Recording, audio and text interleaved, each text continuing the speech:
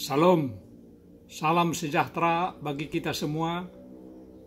Puji Tuhan karena kita bisa jumpa kembali pada malam ke-9 atau hari ke-9 untuk melanjutkan kebaktian kebangunan rohani hidup yang terbaik. Judul pembahasan kita pada saat ini ialah hukum fisik dan mental. Saudaraku, setelah leluhur kita pertama jatuh ke dalam dosa, dunia ini dipenuhi dengan berbagai ragam penderitaan dan pencobaan.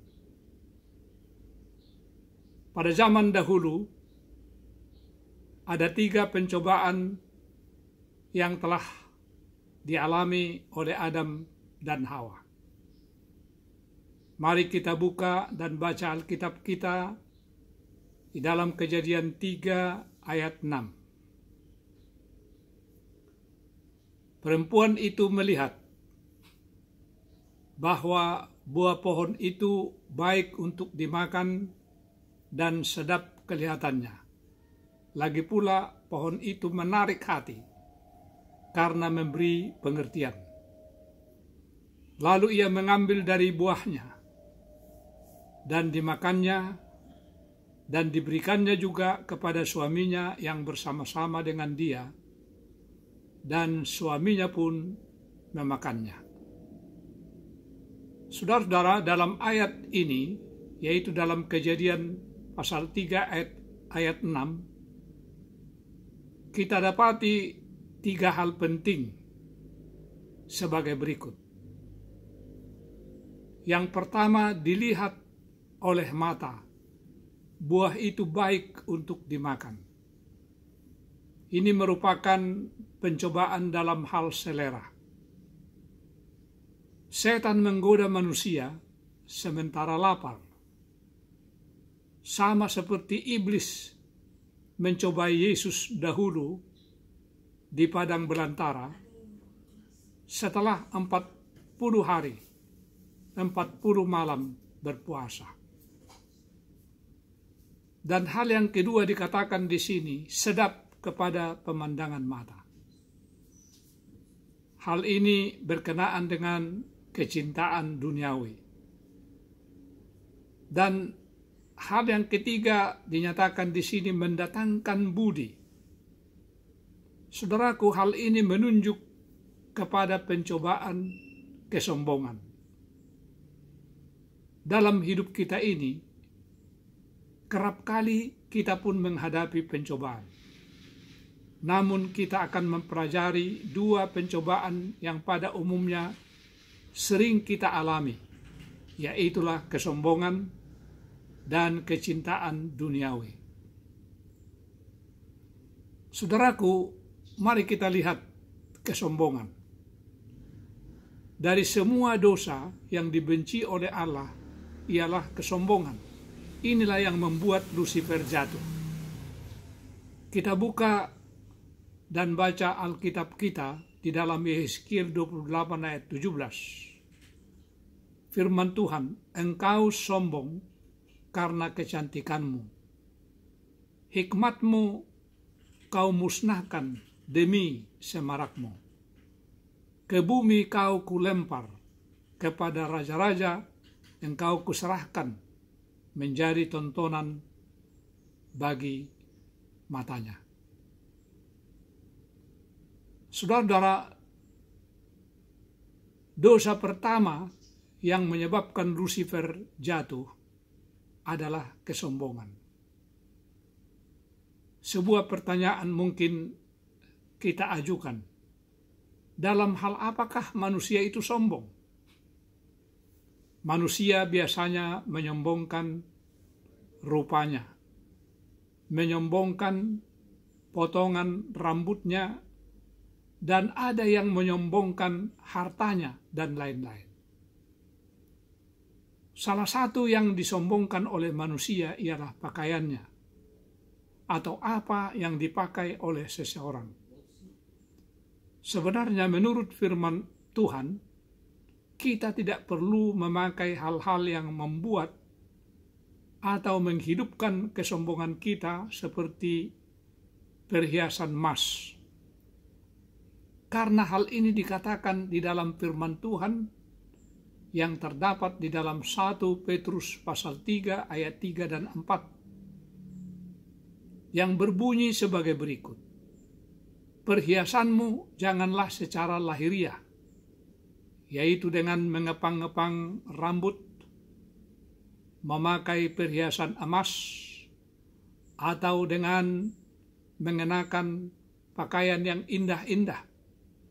Tetapi perhiasanmu ialah manusia batiniah yang tersembunyi dengan perhiasan yang tidak binasa, yang berasal dari roh yang lemah lembut dan tentram yang sangat berharga di mata Allah. Nasihat kepada kita mengenai rambut terdapat di dalam 1 Timotius pasal 2 ayat 9 dan 10. Demikian juga hendaknya perempuan. Hendaklah ia berdandan dengan pantas, dengan sopan dan sederhana. Rambutnya jangan berkepang-kepang. Jangan memakai emas atau mutiara ataupun pakaian yang mahal-mahal. Tetapi hendaklah ia berdandan dengan perbuatan baik seperti yang layak bagi perempuan yang beribadah. Saudaraku, dalam 1 Korintus pasal 11 ayat 14 dikatakan pula demikian. Bukankah alam sendiri menyatakan kepadamu bahwa adalah kehinaan bagi laki-laki jika ia berambut panjang? Saudara, bila kita memperhatikan bunga-bunga, misalnya seperti bunga mawar, bunga melati dan dahlia, kecantikannya adalah secara alamiah. Tuhan Allah telah menciptakan bunga atau kembang dengan berbagai keharuman masing-masing. Allah sendiri yang telah mengaturnya. Mungkin saudara mengatakan bahwa Allah itu tidak tahu akan seni. Saudaraku, Allah itu adalah pencipta seni atau pencipta keindahan. Maksud ayat firman Tuhan di dalam 1 Petrus pasal 3 ayat 3 dan 4 tadi ialah supaya kita jangan memakai pakaian-pakaian yang menarik perhatian orang lain. Artinya, saudara-saudaraku, Tuhan mengatakan supaya jangan menggunakan perhiasan. Dalam hal berpakaian, saudara-saudaraku, perlu kita perhatikan, perlu kita pertimbangkan, baik dari segi warna, harga, ataupun potongannya, dan lain-lain. Ada satu daerah atau suku yang menganggap bahwa wanita itu akan lebih manis apabila lehernya panjang. Sehingga tidak heran para wanita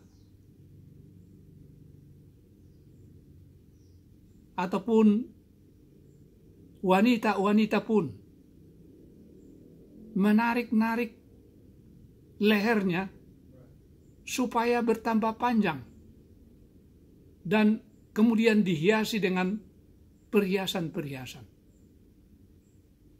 Ini namanya, saudaraku, keterlaluan.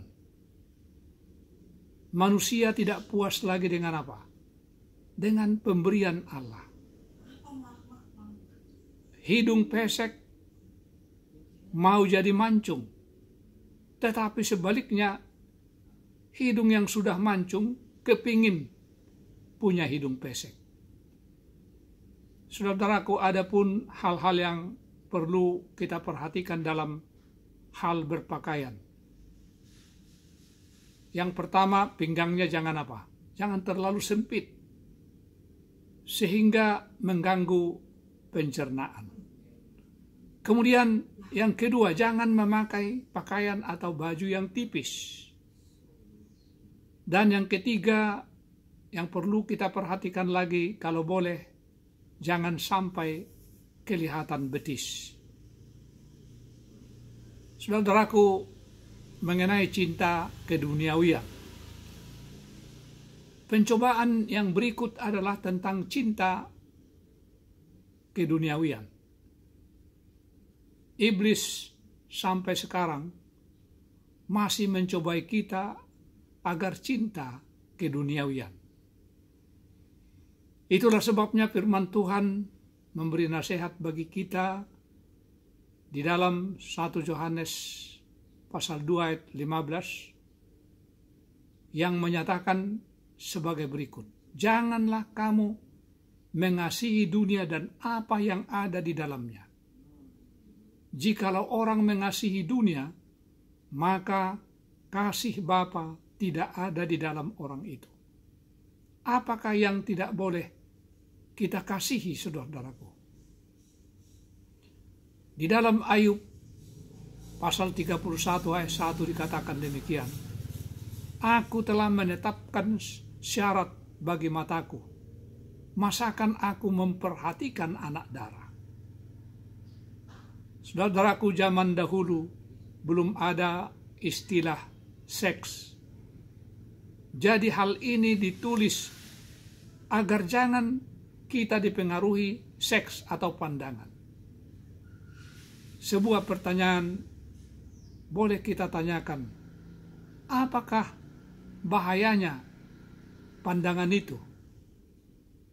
Kita buka dan baca Alkitab kita terdapat di dalam Matius pasal 5 ayat 8 dan 28. Berbahagialah orang yang suci hatinya, karena mereka akan melihat Allah.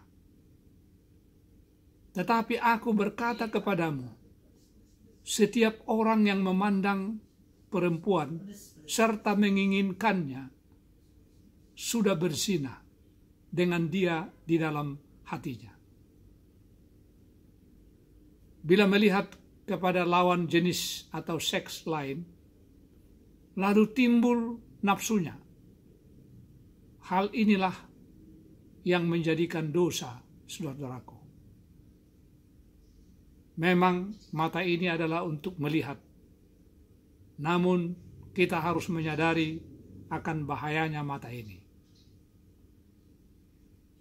Ada pepatah kuno yang berkata, dari mana datangnya lintah dari sawah turun ke kali. Dari mana datangnya cinta? Dari mata turun ke hati. Saudaraku, orang dapat tergoda kepada seks karena nonton bioskop atau melalui VCD di rumah dan lain-lain. Saudaraku, kebanyakan orang membuat bioskop menjadi tempat untuk memuaskan pandangan manusia kepada apa? Kepada seks. Para pengusaha film mengetahui dan selalu mempelajari selera para penontonnya. Biasanya dalam 3 hal. Yaitu yang pertama, seks. Kemudian selera yang kedua tentang pembunuhan. Dan yang lain, yang ketiga di bidang kecekatan atau ketangkasan. Kalau sebuah bioskop atau teater memutar film yang mengandung atau bermuatan ataupun bernuansa pendidikan, maka bioskop itu akan apa? Akan bangkrut, saudara. Ada beberapa hal yang dicari. Mengapa banyak orang yang menonton ke bioskop? karena mereka ingin melihat atau mencari hal-hal ini. Yang pertama, mencari seks dan pembunuhan. Yang kedua, karena orang tidak tahu apa yang akan dilakukan pada waktu lowong atau pada waktu senggang. Yang ketiga, oleh karena manusia yang hidup dalam dunia yang tegang memerlukan apa? Memerlukan hiburan. Serta yang keempat, manusia haus akan emosi. Yang berikut, manusia ingin melarikan diri dari dunia kenyataan atau dunia realitas. Hal yang keenam, mereka ingin mencari calon teman. Tetapi saudaraku, calon teman yang bagaimanakah yang kita peroleh di bioskop? Apakah teman yang luhur? Dan yang terakhir ialah pengalaman dan pendidikan. Jadi orang nonton ke bioskop oleh karena ingin mencari pengalaman dan pendidikan juga. Namun yang mencari hal ini hanyalah apa? Hanyalah sedikit. Nah, saudaraku, apakah yang menjadi keburukan daripada tontonan itu? Seorang ahli dalam pendidikan bernama Nyonya Ellen G. White berkata, tidak ada pengaruh di dalam negeri kita ini yang lebih kuat untuk meracuni alam pikiran, untuk membinasakan kesan-kesan agama, untuk menumpulkan kegemaran dan kesenangan-kesenangan yang tenang daripada hiburan-hiburan di gedung-gedung pertunjukan. Tindakan satu-satunya yang safe ialah menjauhkan diri dari apa? Dikatakan dalam tulisan ini, menjauhkan diri dari gedung-gedung pertunjukan dan setiap tempat hiburan yang dapat diragukan keadaannya. Inilah yang ditulis oleh Ellen G. White di dalam bukunya Testimonies for the Church, jilid 4 halaman 653. Dapatlah kita simpulkan keburukan dari tontonan itu adalah sebagai berikut. Yang pertama, biasanya orang yang menonton ingin mengalami apa yang dia lihat. Dan yang berikut, bahayanya meniru apa yang dilihat. Karena otak kita mempunyai berbilion sel otak. Ada sel-sel yang dapat mengingat seseorang dan bau harum dan lain-lainnya. Saudaraku, di suatu pagi seorang anak mengambil pistol ayahnya yang berisi peluru. Ketika ayah dan ibunya bangun, anak itu berkata kepada orang tuanya, "Daddy, hands up," atau "Ayah, angkat tanganmu." Karena ayahnya tidak angkat tangan, anak tersebut telah menembak ayahnya yang tidak menduganya sama sekali. Melihat hal ini, ibunya menjerit. Anak itu pun berkata, "Mom, hands up." Ibunya pun mengalami nasib yang sama, ditembak juga seperti ayahnya seketika itu. Saudaraku, surat kabar atau koran di tempat memberitakan bahwa anak itu ternyata menirunya dari bioskop yang sedang diputar di kota itu. Saudara-saudaraku, melalui bioskop atau VCD yang tidak diseleksi, orang muda meniru bagaimana caranya menipu polisi, meniru bagaimana caranya membunuh, meniru potongan rambut, mode, dan lain-lain. Ditiru secara sengaja atau tidak sengaja. Seseorang anak bisa saja bangga kalau memakai pakaian yang sama seperti yang dipakai oleh bintang-bintang film atau sinetron.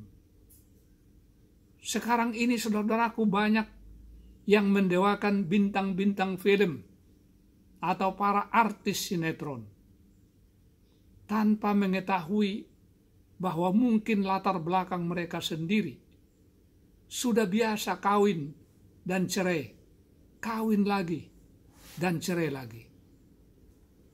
Mungkin saudara mengatakan bahwa nasihat ini bukan untuk saya, karena saya tidak pergi nonton ke bioskop. Tetapi bagaimana tentang komik, saudara? Membaca komik juga sama halnya. Ingat bahwa bermain air itu basah dan bermain api kita akan terbakar. Komik juga dapat mempengaruhi pikiran kita. Itulah sebabnya firman Tuhan menasihatkan kita di dalam Amsal pasal 4 ayat 23 dan 25. Jagalah hatimu dengan segala kewaspadaan, karena dari situlah terpancar kehidupan. Biarlah matamu memandang terus ke depan, dan tatapan matamu tetap ke muka. Saudaraku yang kekasih, dikatakan di sini, peliharalah hatimu. Yang dimaksud hati adalah otak kita. Mengapa ada orang yang berkata, "Oh, sakit hatiku"? Saudaraku, sakit hati itu mulainya di mana? Mulainya di otak. Manusia biasanya mencuci pakaiannya setiap hari kalau kotor. Pakaian yang kotor, saudara-saudara, satu hari bisa dibersihkan. Tetapi coba kita pikirkan, otak yang kotor itu tidak mudah dibersihkan. Saudaraku, sering sekali orang menjaga giginya bersih, menjaga rambutnya, menjaga rumahnya bersih. Tetapi bagaimana dengan otaknya? Otaknya kotor. Nah, kalau begitu bagaimana kita caranya menjaganya, saudaraku?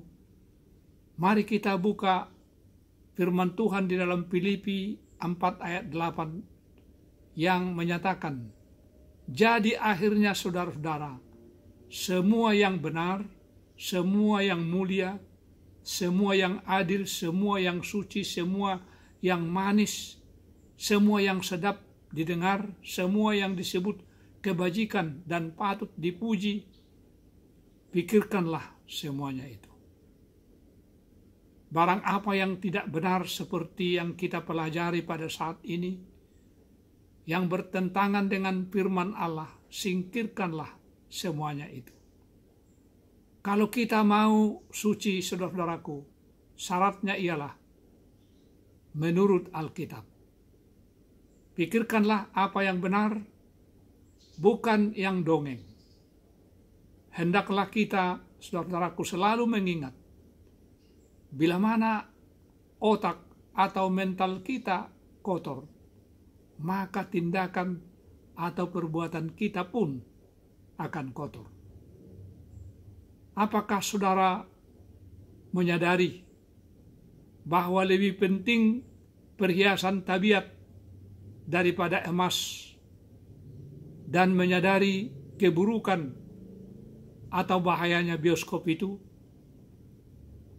Karena Anda mungkin sudah menyadarinya, maukah Anda berjanji dengan pertolongan Tuhan untuk menuruti nasihat firman Tuhan yang kita bahas pada saat ini? Bersediakah saat ini saudara berdoa? Dan tentu saya juga akan memohon kekuatan dari Tuhan Allah untuk dapat melakukan apa yang difirmankannya bagi kita adalah menjadi doa dan harapan kami. Amin.